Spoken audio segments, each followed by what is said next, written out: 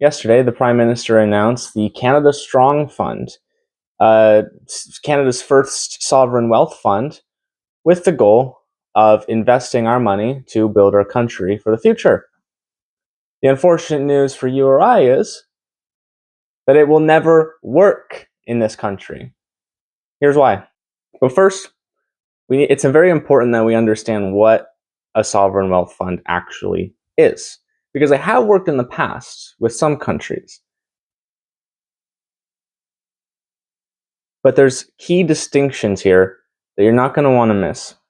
The first sovereign wealth fund was created in 1953 in Kuwait, called the Kuwait Investment Authority, because they had a surplus nationally from oil production. They had an economic surplus in their country. Things were booming, and so they had extra money left over. So they created a stock portfolio for their entire country to invest in global stocks in order to bank on some returns for the country that they can then use to either save up for future generations or apply in infrastructure, in these national interest projects. The one I've seen talked about a lot ever since this news broke is the one in Norway. Theirs is called the Government Pension Fund Global, and is also based on an economic surplus from oil. It brings in about 6.6% returns annually. It holds about 1.5% of stocks globally across 9,000 different companies, and it's valued roughly at $2.2 trillion. So then you might be asking, why won't this work in Canada? Well, let's look at the economic surplus that we have in this country. Oh, we haven't ran a surplus since 2015. Every single year we've had a Liberal government. We've been in deficit. Oh, we have over $1 trillion in debt. Oh, and over half of that is from the last 10 years, mind you. Oh. So then the question we have to ask ourselves is, what money are we investing? Well, in his video, he asks us if we have a little extra cash left over, we can invest in this stock portfolio on behalf of the country, and we'll get a little bit back, and then the rest will go to government. But they will also be using a lot of borrowed money for this project. So it should be mentioned a couple things too, as well.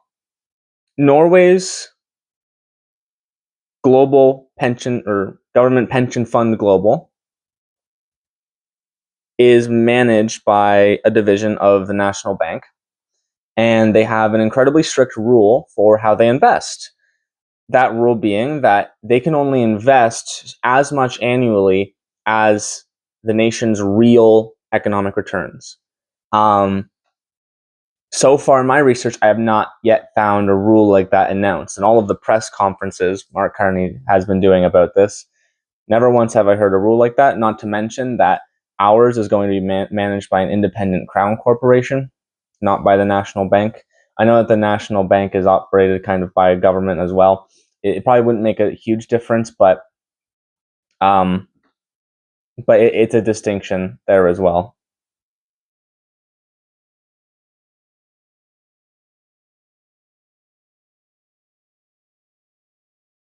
And this is what everything comes back to. Everything in politics comes back to a balanced budget. Literally everything. How the budget is looking affects the entire country. It's why it's one of, if not the most important thing a leader can do, is balance a budget. Let me give you an example. This is why. When a budget is balanced inflation goes down, the government has a surplus, the cost of things go down, interest rates go down, everything's good. When a budget is not balanced, there's 3 ways that a government can pay for it. Number 1, they can raise taxes, and unfortunately that's probably the most ethical way to raise enough money to pay for the deficit. It's not great, it's not good, but if of the 3 ways, it's the most ethical. Secondly, they can print money, which I think printing money should probably be illegal. I don't know why it's still legal for a government to do that, because that causes inflation. If they print money to pay for the deficit. And then lastly, they can borrow money from the banks. This is probably, is it worse than the inflation? I don't know. Because what happens when they borrow money is the government is now directly competing with individuals, just like you or I, for these loans, and then interest rates skyrocket because of that. And it becomes infinitely more difficult to get a down payment or any other kind of loan that you might need. But when the budget is balanced and you're running a surplus,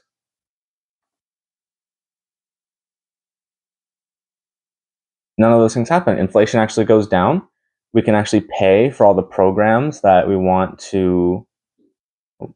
A robin just flew into the window. He's all right.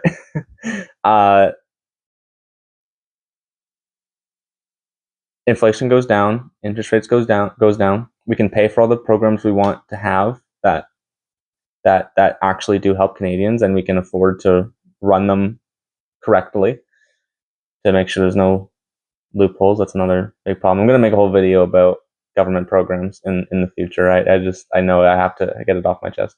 There's a lot of issues with it. But in this case, when you don't have a balanced budget, you can't afford, anything. The government can't afford anything. It's not a business. It's not like a business where in business, if you have a small business and you need, I don't know, you need new computers. Okay, you can take out a loan, get yourself some new computers. You can run that deficit, borrow some money, whatever. It's not going to affect anyone really but you. And then you have your computers, and then you can move on because you'll just make that money back because you have the resources to make more money, hopefully. That's all well and good. Government is very different.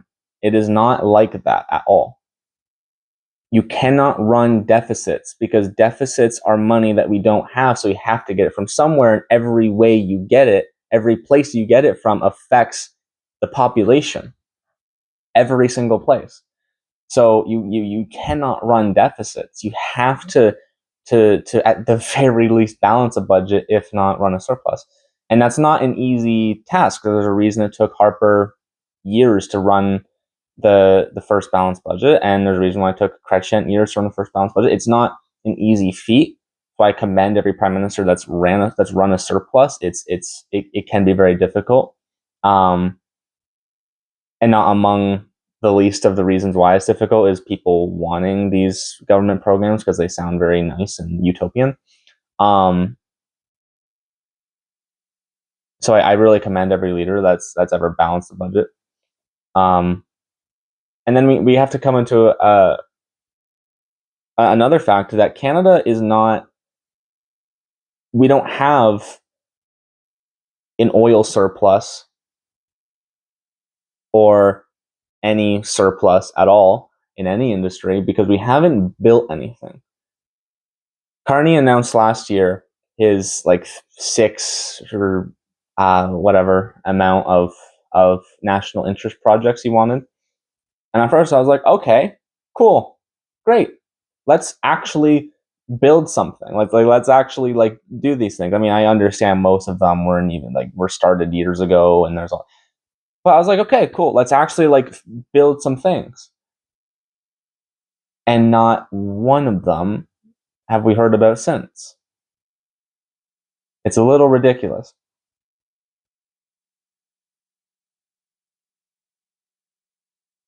And Mark Carney, I actually think he's a smart guy. Yeah, he's not Trudeau. He's not some bumbling drama teacher that is just kind of, prancing his way through life. I think he actually is a smart guy. I think he 100% knows what he's doing, and I think he just, I think a couple things. One, I think he doesn't actually care. I think he's a smart guy. I don't think he cares. If he actually cared, he would actually build these projects. I don't think he actually cares. Number two, I think he overestimated how much his experience in bank management and all these things would actually translate over to government. Because this is the thing I've always said, is that no other experience is no other experience is as valuable in politics as political experience. Because no other kind of business or trade is as unique as politics is. Nothing is 100% transferable. Like I just mentioned, running something as simple as a deficit in government is not even remotely similar to running a deficit or taking out a loan for a business. Not remotely similar. It affects more people. It affects taxpayers. It affects everyday working people. Every decision you make, it's not the same. It's not the same. There's so many different things, and it's not to say that politics is the hardest job. I think being prime minister is probably a pretty hard job if you're doing a good job. If you're doing a bad job, it's pretty. If you want, being a prime minister is as easy or as hard as you want it to be. Sure, Justin Trudeau had a pretty freaking easy time, but it's not to say that there aren't. It's like more difficult than being like a welder or one of these really difficult trade jobs, but it's very unique. There's just different things you have to think about that you wouldn't have to think about in any other industry in the way that you would have to think about them, right? There are exceptions, right? Like I think, like exceptions of people who have come from other industries to politics and done a very good job.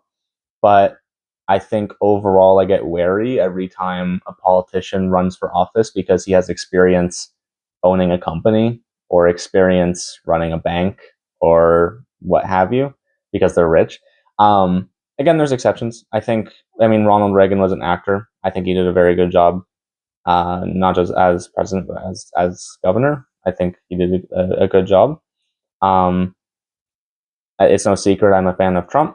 I not everything, but definitely not the tariffs. But I mean, I understand he's thinking about his country, and he comes from business. I think there's exceptions.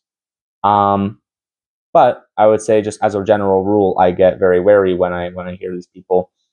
I can make a good prime minister. I can make a good president because I own so and so company. I ran so and so bank. I was chair of so and so organization, whatever, and they have no political experience. You could argue Mark Carney has a little bit of political experience being governor of the Bank of Canada. He worked with the prime minister. I know that, but still, I just think in terms of politics, being a career politician actually helps you be a better prime minister. If you're actually, I mean, intentions matter. You have to want to do a good job. You have to want to work hard and serve people. But and there's always exceptions. I'm not trying to debate this, but as a general rule, I get wary when people enter politics because they think that they have transferable experience from another industry. And certainly, I can't think of any experience from being a drama teacher that would help being a prime minister. That's for sure. That's a joke. I know he had political experience, but anywho. Yeah. So in conclusion, the reason why this fund cannot work in Canada at the way that Canada is functioning right now is because we frankly have no money to invest. That's what a deficit is. That's what a deficit is. It means you have no money. You have negative money. It's in the negatives. That's what having a deficit means. So when we say $78 billion deficit, it means that the government has lost $78 billion this last year. That is it in layman's terms. That's why it's serious. So I don't think any sane person looks at their bank account and goes, oh, I lost $78 billion this month. I think now is the time to take out even more money and invest it. Like, you don't have money. Nobody says, oh, I'm $1.2 trillion in debt, half of which I accumulated the last 10 years. I lost $78 billion this last year. I think I should just take out even more money. I think I should invest. With what money? You have none. Norway can have this and have it be successful because of a couple key factors. Number one, they have a surplus to build it on. Number two, they manage it with fiscal discipline. They can only spend as much as the real income of the country per year, per fiscal year. In Canada, we have no such guardrail in place, and we have no money. This is why it's not going to work.